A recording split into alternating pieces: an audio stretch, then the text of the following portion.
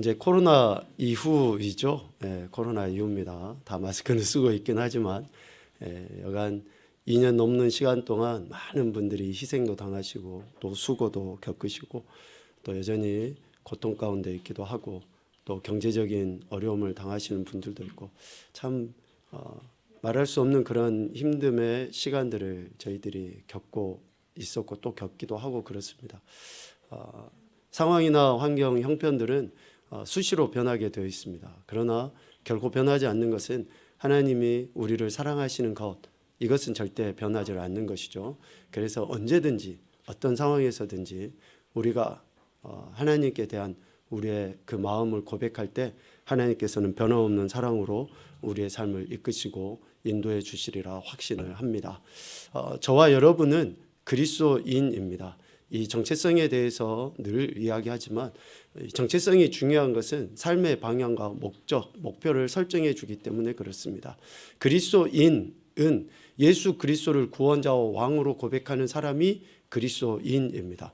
그리고 그리스도인은 이후에 다시 오실 예수 그리스도를 맞이할 신부로서의 삶을 살아가는 자들이 그리스도인입니다. 그래서 주님이 다시 오시기 전까지는 우리는 여전히 그 나라의 백성이고 그 나라의 그 왕이신 그분의 명령 가운데 살아야 될 자들인 것이죠. 그리고 그분으로 말미암아 구원받은 자라는 거예요. 이 두 가지를 우리가 이 저녁에 좀 생각을 하고 오늘의 말씀을 같이 나눴으면 좋겠는데, 그리스도인은 예수 그리스도를 구원자로 고백하는 사람입니다. 구원자로 고백한다라고 하는 것은 예수님께서 나의 죄 때문에 십자가에서 죽임을 당하셨다라는 것을 믿는 거예요. 그러니까 예수님께서 십자가의 대속의 죽임을 당하심으로 나의 모든 죄를 사하셨다라고 믿을 때 예수님이 나의 구원자라고 고백을 하는 것이라는 거죠. 그리고 다음으로 예수님을 나의 왕으로 고백하는 겁니다. 그리스도인은 예수 그리스도를 나의 왕으로 고백을 하는 거예요. 왕으로 고백한다라는 그 말은 예수 그리스도의 명령, 가르침, 즉 그분의 법을 내 삶의 기준으로 삼고 살아간다라는 것이죠. 그러니까 구원자와 왕으로 고백한다라고 하는 것은 절대적으로 나의 모든 죄를 그분이 대속하셨고 나는 이제 그분의 명령대로 삶을 살아간다라는 그러한 고백이 담겨져 있는, 믿음과 고백이 담겨져 있는 삶이 그리스도인의 삶이라는 거죠. 그런데 구원자로 고백한다라는 것은 어쩌보면 좀 추상적이기도 하고, 그러니까 영적이기도 하고 추상적인 것도 하죠. 쉽게 우리 눈에 보이지 않는다라고 할 수 있습니다. 구원자로 고백한다라고 할 때는 구원받은 걸 뭘로 할 거예요? 어떻게? 내가 고백한다는데. 그러니까 눈에 보이지 않는 것이라고 할 수 있죠. 이것을 믿음이라고 표현을 해도 틀리진 않을 것 같습니다. 그러니까 영적이며 추상적이고 눈에 보이지 않는다라고 할 수 있지만 왕으로 고백한다라고 하는 것은 실제적이며 현실적이다라는 거죠. 왜요? 그분의 법이 명확하니까, 그분의 기준이 명확하니까 눈에 보이는 것이라고 이야기할 수 있습니다. 실제적이고 현실적이며 눈에 보이는 것이다. 그래서 구원자로 고백한다라는 것은 믿음이라고 하면 왕으로 고백한다라고 하는 것은 행함이라고 할 수 있죠. 그래서 그리스도인은 구원받았다라는 그 믿음에 따른 행함이 있어야지 됩니다. 야고보 사도가 그렇게 강조한 것처럼 그렇습니다. 구원받았다는 믿음에 따른 행함이 있어야 한다. 그리고 한 가지 더. 그 구원받았다라고 하는 믿음에 따른 행함이 그것이 날마다 자라가야 한다. 날마다 자라가야 한다. 그러니까 이러한 믿음과 행함을 하나님께서 우리에게 은혜도 주시고 기준으로 제시도 해 주셔요. 그런데 그리스도인은 그 안에서 날마다 자라가야 돼요. 자라갈 수밖에 없고. 왜냐하면 예수 그리스도가 부활하셔서 지금 살아계시기 때문이고 예수 그리스도가 생명이시기 때문에 그렇습니다. 그래서 우리는 자라가야 돼요. 믿음이 자라가야 되고 행함이 자라가야 됩니다. 예수 그리스도는 죽으시고 3일 만에 살아나셔서 여전히 예수님을 믿는 자들과 영으로서 함께 하시잖아요. 성령으로서 함께 계시기 때문에 그렇습니다. 그래서 예수 그리스도를 믿는 자들은 날마다 성장해 가야 되는 거예요. 성장하지 않을 수가 없습니다. 예수 그리스도를 구원자로 믿는다, 또 왕으로 고백한다, 그러면 성장하지 않을 수가 없다. 성장할 수밖에 없다라는 것이죠. 그런데 한 가지는 사람마다 성장의 속도는 다를 수 있어요. 좀 다를 수 있습니다. 그런데도 누구든지 예수 그리스도를 구원자와 왕으로 고백하면 성장해 가고 있는 것입니다. 여러분 이것을 믿으십시오. 지금 여러분들이 자기의 스스로의 모습을 보면 좀 여전히 부족한 모습도 있고 그럴 테지만 저와 여러분은 예수 그리스도를 구원자와 왕으로 고백하기 때문에 계속 성장해 가고 있는 거예요. 제가 이것을 묵상하면서 이러한 성장을 자연적 성장이라는 용어를 한번 써봤어요. 자연적 성장. 하나님께서 자연 만물을 통치하는 방식 속에서 자연스럽게 성장시켜 가게 하시는 것과 같은 그런 자연적 성장. 예수님의 생명이 우리 안에 있으니까 그렇게 자연스럽게 자라가게 돼 있다. 속도는 좀 더딜는지 모르지만 라는 거예요. 그런데 한 가지 더. 예수 그리스도를 구원자로 믿을 뿐만이 아니라 삶의 영역 속에서 왕으로 고백하고 그분의 명령에 적극적으로 순종한다. 그러면 단어를 제가 하나를 첨가를 시켰죠. 적극적으로 순종한다. 그러면 그 성장의 속도는 눈에 띄게 달라질 겁니다. 구원자와 왕으로 고백하면 성장하는 그 성장이 반드시 일어나는데 자연적 성장은 이루어집니다. 그러나 우리가 그분의 명령에 적극적으로 순종하고 나가면 우리의 성장은 눈에 띄게 달라집니다. 이것을 어떤 용어를 쓸까 고민하다 그냥 영적 성장이라고 했는데 예배 전에 다시 묵상하면서 이 자연적 성장과 이 영적 성장 두 가지 적극적으로 순종해서 성장하는 이것을 이렇게 표현을 해보려고 그 생각이 들더라고요. 자연적인 성장은 저속 성장. 적극적으로 순종했을 때의 이 영적인 성장은 어떤 성장일까요? 고속 성장. 우리가 경제개발 이런 거를 할 때 저속으로 성장하기도 하고 고속으로 성장하기도 하잖아요. 저속 성장은 사람이 많아지면 자연적으로 이렇게 성장되게 돼 있어요. 왜? 사람들은 뭔가를 만들어서 개발하는 그러한 존재로 지음을 받았거든요. 그 개발하는 존재로 지음을 받은 게 창세기 1장 28절에 나온 거예요. 하나님께서 우리에게 주신 문화 명령이잖아요. 정복하고 다스리고 충만케 하다 보면 자연스럽게 그렇게 사람들이 생김으로 사람들이 많아짐으로 성장하게 돼요. 그런데 사람들이 무엇인가 적극적으로 참여하고 머리를 맞대고 막 몸을 움직이면 어떻습니까? 그 성장의 속도는 훨씬 빨라져요. 지금은 사람이 많이 그렇게 필요치도 않아요. 왜? 컴퓨터를 잘 만들어 놨으니까. 컴퓨터를 잘 만들어 놓으니까 사람이 별로 안 모여도 그 성장의 속도는 예전에 10년 성장할 것을 지금은 1년이면 성장해버리고 한 두세 달이면 성장을 해버릴 정도로 성장을 해가요. 자, 중요한 이야기를 지금 나누는 겁니다. 생명이 우리 안에 있으면 반드시 성장을 하게 되는데 우리가 그냥 그 생명이 있는 것으로 인해서 자연적으로 성장해 갈 것인가, 저속으로 성장해 갈 것인가, 아니면 적극적으로 그분의 명령에 순종함으로 말미암아 우리가 고속 성장을 이뤄갈 것인가. 목사님 천천히 가죠. 그럼 이제 어쩔 수 없지만 세월도 긴데 그냥 천천히 살죠. 여러분 다른 모든 것은 그냥 천천히 하지 그래도 영적인 것에 있어서는 천천히 하시면 안 되리라고 사료됩니다. 안 되리라고. 영적인 성장에 있어서만큼은 절대 양보하시고 절대 미루시고 절대 나중에 하시고 그러시면 됩니다. 아니 되옵니다.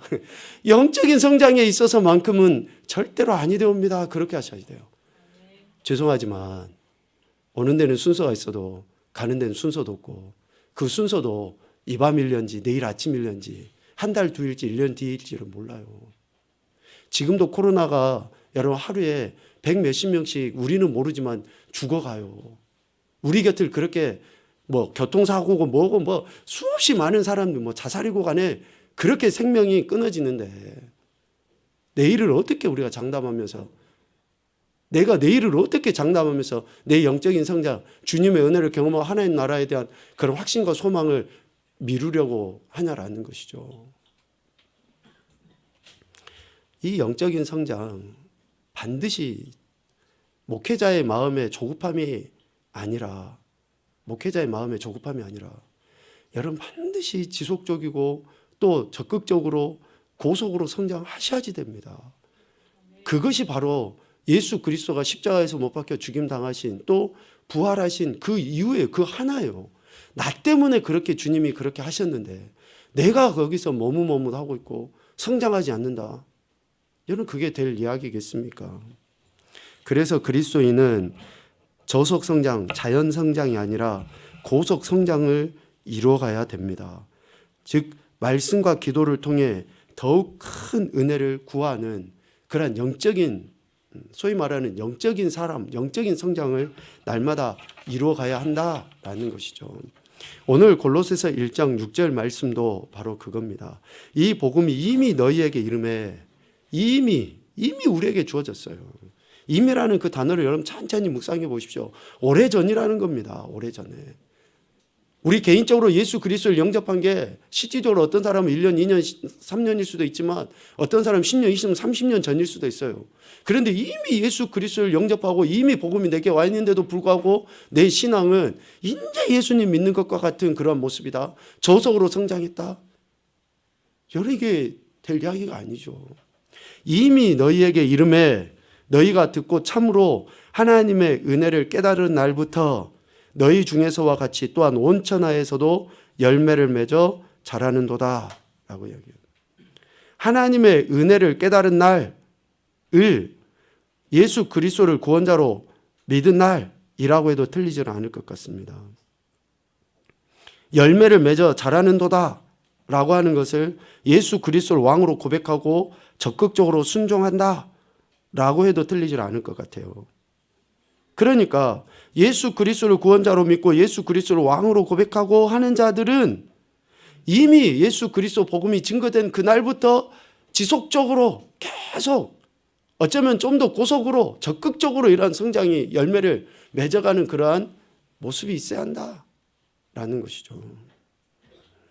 여러분 페이퍼에 보면 새로운 성도는 모든 것이 신선하고 모든 것이 새로우며, 그렇죠. 교회 처음 다니게 되고 이제 예수님 처음 믿게 되면 그러는 거예요. 또 목회자의 가르침이 또 이렇게 새롭게 또 흥미롭게 느껴지기도 해요. 그러나 이제 계속 이게 예배가 반복되고 그러면, 지금 여러분 제가 이 이야기를 안 하렵니다. 하면 이 뒤에 판만 볼 테니까. 어떤 교회는 뒤에가 벽돌로 되어 있어요. 이렇게 그 파벽돌 같은 게 여러 개 되어 있으니까. 예배 시간에 앉아가지고 다리 이렇게 딱 꿔가지고 목사님 설교하고 있는데 초창기에는 그러지 않았겠죠. 계속 집중해서 예배 드렸겠죠. 제가 이 힌트를 드리고 나니까 여러분들이 지금 이게 판이 뒤에 몇 개인가 이제 셀 분도 계실 텐데 계속 해갖고 판을 지금 세고 있는 거예요. 눈으로는, 손가락으로는 못하니까 눈으로 지금 계속 굴리면서. 어떤 교회는 지금 그렇게 파벽돌이 돼 있으니까 몇 장인지 세요. 그러다가 까먹어요. 어디까지 셌지? 십자가 열만큼 왔는데 이제 다시 처음부터 또 세. 그러면 예배가 끝나버려요. 처음에는 안 굴죠. 처음에는 목사님 눈을 딱 맞추고 그냥 집중해서 듣죠. 그런데 예배가 반복되고 시간이 점점 지나면서 우리가 그렇게 되는 거예요. 두 가지 이유겠죠. 목회자의 말씀이 늘 똑같이 은혜가 되지 않는 경우. 그런데 죄송하지만 90% 이상은 왜 그런 현상이 일어날까요? 누구 때문이에요?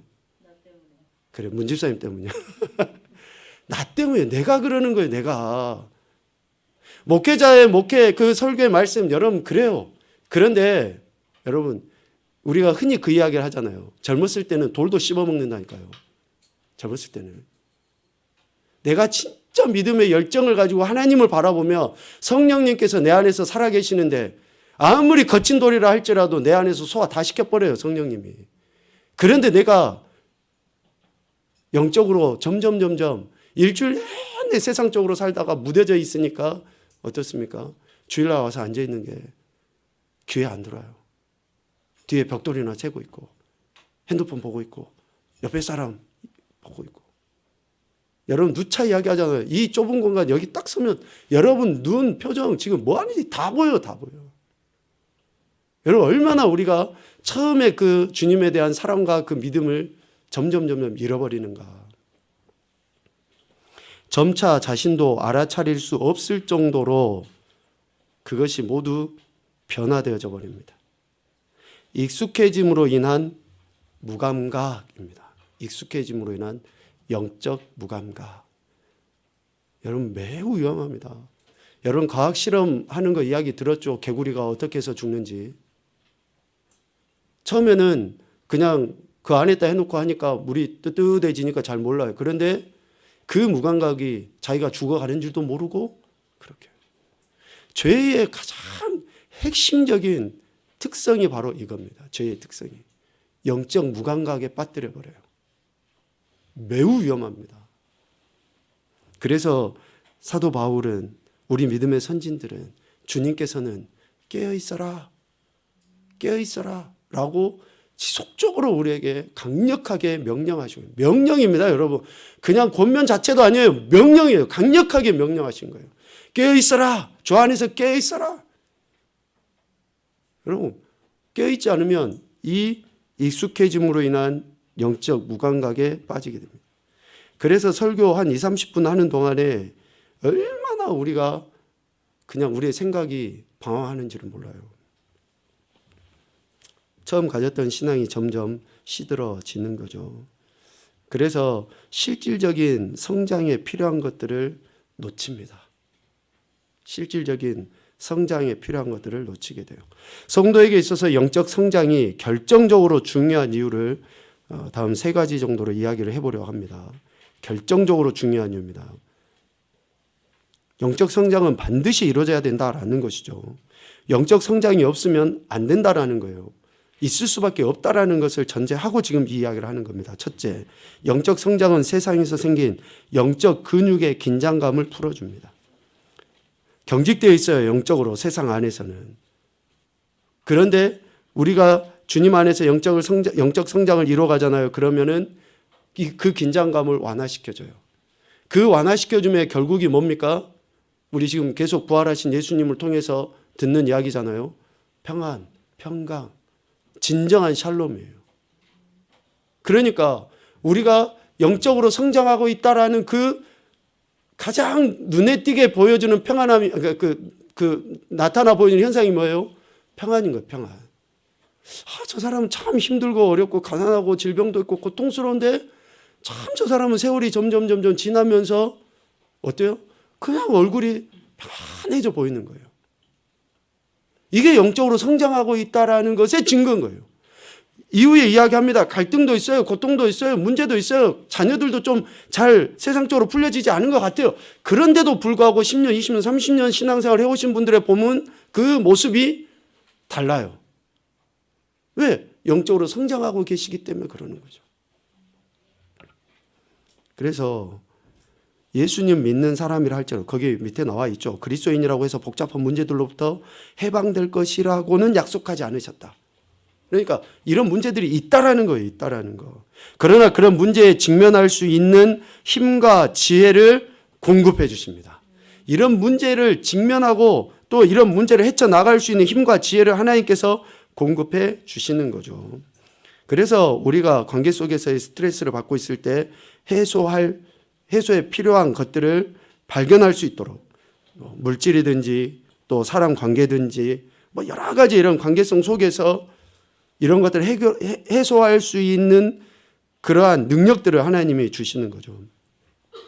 영적인 자원을 퍼 올릴 수 있는 깊은 우물을 가지고 있지 않은 사람은 쉽게 절망에 빠지는 경향이 있다.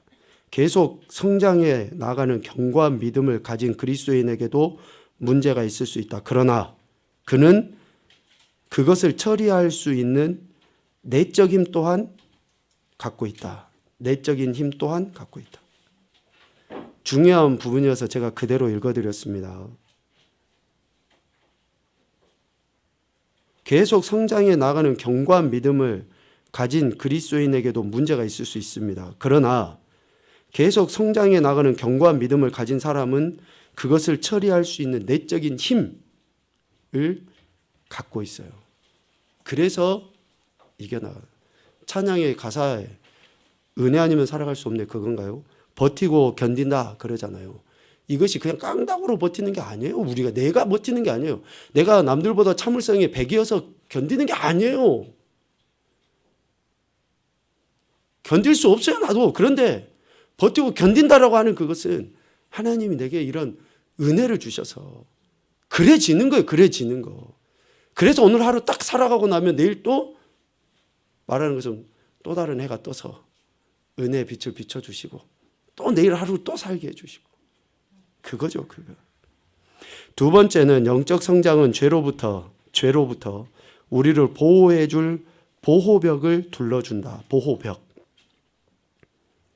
그러니까 영적 성장을 이루어갈 때에 죄로부터 우리 자신과 가정과 공동체를 보호할 수 있게 돼요. 여호와를 경외하는 자에게는 견고한 의뢰가 있고 자녀들에게 피난처를 제공해 준다 했죠, 잠언에. 그러니까 내가 그렇게 하나님을 경외하고 나가면 나로 인해서 자녀들이 공동체가 또 더 크게는 세상이 그렇게 보호를 받게 돼요. 보호를. 죄는 교활합니다. 교활. 이 교활이라는 단어를 여러분 생각을 해보세요. 묵상을. 말로 할 수 없어요. 말로 할 수 없는 그 악함. 수백, 수천, 수만 가지로 우리를 유혹을 해요. 근데 수백, 수천, 수만 가지가 그 죄의 여러 가지의 숫자가 아니라 하나의 죄에 대해서 수천, 수백, 수만 가지로 우리를 유혹하는 게 죄예요. 사탄이에요. 그러니까 내 힘으로는 절대 이길 수가 없어요. 죄는. 사탄은 내 힘으로는 절대 이길 수가 없습니다. 인간들은 그래요. 그런데 하나님의 생명이, 하나님의 말씀이 죄를 이미 이기셨고 우리로 이기게 하시는 거예요. 그래서 우리는 승리한 싸움을 싸운다고 하잖아요. 승리한 싸움을. 그러니까 이미 승리하신 주님을 우리가 신뢰하고 나갈 때 우리는 승리하는데 그렇지 못하니까 여전히 폐잔병처럼 불안해하고 걱정하고 상황에 따라서 이리저리 치우치고 안절부절하는 거죠. 한 번에 조금씩 살그머니 침입해 들어오죠. 우리는 편안함을 느끼게 되어서는 안 될 일들에 대해 편안함을 느끼게 됩니다. 중요한 이야기입니다. 편안함을 느끼게 되어서는 안 될 일들에 대해 편안함을, 즉 영적 성장은 지속적으로 이루어져야 되는데 그 익숙함에 무감각해져 버리는, 익숙함에 무감각해져. 사탄이 꼭 그렇게 합니다. 그래서 수없이 많은 그러한 유혹들로 우리를 넘어뜨리게 만들죠. 확고하고 견고한 믿음을 가진 사람은 사탄의 그러한 공격을 막아낼 수 있습니다. 하나님의 말씀 안에 굳건한 터를 가지고 있는 그리스도인이라면 누구나 매일의 그런 생활 속에서 예수님과 똑같은 무기를 사용하게 돼 있어요. 예수님이 어떤 무기를 사용하셨습니까? 말씀과 기도예요. 예수님은 하나님의 말씀으로 사탄을 대적했어요. 마태복음 4장에 보면 세 가지 큰 시험을 주님께서 어떻게 이기셨습니까? 말씀으로 이기셨어요. 십자가라는 그 엄청난 시험을 앞두고 예수님 뭐 하셨습니까? 기도하셨어요. 그러니까 말씀과 기도로 이기게 돼 있어요. 이게 무기예요. 우리에게 무기. 여러분 무기가 뭡니까? 이게 무기예요. 그런데 우리는 이 무기를 사용을 안 해요. 성경책은 집에 잘 보관해라고 모셔라고 하는 게 아니에요. 주구장창 보고 읽고 또 헤어지면 또 새로 사가지고 읽고 막 그래야 돼요. 계속 읽고 그렇게 하셔야지 돼요. 아마 여러분 안 보고 이야기하지. 교회 처음 다닐 때 산 성경책 아직까지 갖고 있는 분은 안 됩니다. 왜 없냐? 네. 20년 전에 교회 다닐 때는 눈이 좋았는데 나이 들어서 눈이 어두워져 갖고 글자가 커야 돼서 성경을 바꿨어요. 빈 거야. 20년 전에는 진짜 요만한 성경책 들고 교회에 나왔는데 지금은 노안이 들어갖고 눈이 안 보여서 성경을 바꿨어. 그나마도 그나마도 양반이야. 요즘에는 성경도 안 갖고 교회 다녀. 앞에 뭐 PPT 보여준다고 그래도 안 갖고 다녀. 자기 성경도 없어. 웃자고 하는 소리가 아니라 울자고 하는 소리예요. 진짜 이게 슬퍼해야 될 일이에요. 슬퍼해야 될 일. 제가 뭐 대한성서공회에서 뭐 돈 받는 것도 하나도 없지만 여러분 성경을 사셔야지 돼요. 성경을 사서 읽어야죠. 돈을 투자해야죠. 좀 더 말씀해 볼까요, 여러분? 물질 있는 곳에 마음이 있어요. 돈 비싼 성경을 사십시오. 금장으로 돼 있는 거. 그래야지 읽지. 아니 돈 한 5만 원, 6만 원 들여놓고 이게 쟁여놓을 사람이 있겠어요? 앞으로 비싼 성경 사십시오. 그래야지 한 번이라도 더 뜯들려 보겠지. 진짜 슬픈 이야기입니다. 예수님과 똑같은 방어 무기, 말씀과 기도를 사용합니다. 세 번째, 영적 성장은 우리가 다른 사람에게 그리스도의 모습을 드러내 보여주는 것을 돕는다. 그리스도의 모습을 드러내 보여주는 것을 돕는다. 그러니까 우리의 믿음을 뭘로 증명하는 거예요? 행함으로 증명하는 거예요. 내가 예수를 구원자로 고백하는 것을 내가 그분이 나의 왕이라는 것에 대한 그 실제적인 삶의 태도로서 증명해 보일 때 다른 사람들이 나를 통해 누구를 보게 됩니까? 예수님을 보게 되는 거예요. 이것이 전도고 이것이 선교고 이것이 복음 증거고 이것이 예수님 믿는 모든 사람들에게 오늘 주일날 말씀 나누겠지만 마태복음 28장에 주님이 명령하신 선교 명령이에요. 이거예요, 이거. 뭘로 여러분들이 예수님을 전하시겠습니까? 머리에다가 아무리 써붙여 다녀도 개차반처럼 살면 오히려 예수님 영광만 가리운 거예요. 근데 머리에 안 써붙여도 옷줄을 길게 안 내리들고 옆에 성경을 안 끼고 그냥 팔자걸음을 안 걸어도 내가 그렇게 삶을 살아내버리면 하나님의 예수님의 영광을 드러내게 되는데 거룩이 뭐냐라고 여러분들 다시 한번 자문을 해보십시오. 그게 거룩인 거죠. 여러분 적어도 동네에서 자주 만나는 사람들한테는 정말 친절하게 인사도 잘 하셔야 돼요. 예수님 믿는 것을 여러분들의 행함으로 나타내 보여야죠. 여기에 중요한 이야기가 있죠. 우리가 좋아하든 좋아하지 않든 우리 주변에 있는 사람들은 우리가 어떻게 살아가는지를 보려고 끊임없이 우리를 주시하고 있어요. 우리가 원하지 않아도 그 사람들은 내가 어떻게 사는지를 매의 눈으로 계속 쳐다봐요. 그래서 내가 예수님 말씀대로 살지 않으면 이미 끝난 거예요. 끝난 거. 그 말씀대로 행하지 않으면. 그래서 악한 것들 우리가 흉내도 내지 말고 그 악한 것들을 나타내 보이지도 말아야 돼요. 여러분 그 사자성어나 이런 옛날 속담들 전 참 많이 좋아하기도 하고 그러는데 한번 천천히 생각해 보세요. 배나무 밑에서는요 가끈도 매지 말라 그랬어요. 신발도 오이밭에서는 신발도 고쳐 신지 말라 그랬다니까요. 왜요? 괜히 내 그런 행동이 그들에게 얼마나 악하게, 근데 그들이 결국은 내가 믿고 있다라고 하는 예수님을 믿지 못하게 만드는 나의 행동으로. 오늘 이 말씀을 여러분 찬찬히 봐보십시오. 그들은 끊임없이 우리를 주시하고 있다니까요.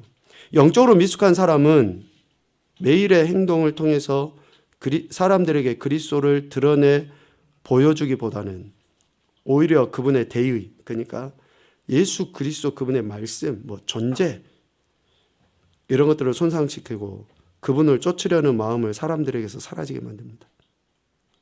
주님이 말씀하셨죠. 바리새인들의 그 외식함에 대해서 저들이 한 사람을 하나님 나라 백성 만들게 하고 더 많은 사람을 들어오지 못하도록 천국문을 닫아버리는 그런 엄청난 죄를 짓는 것. 꼭 그와 같습니다.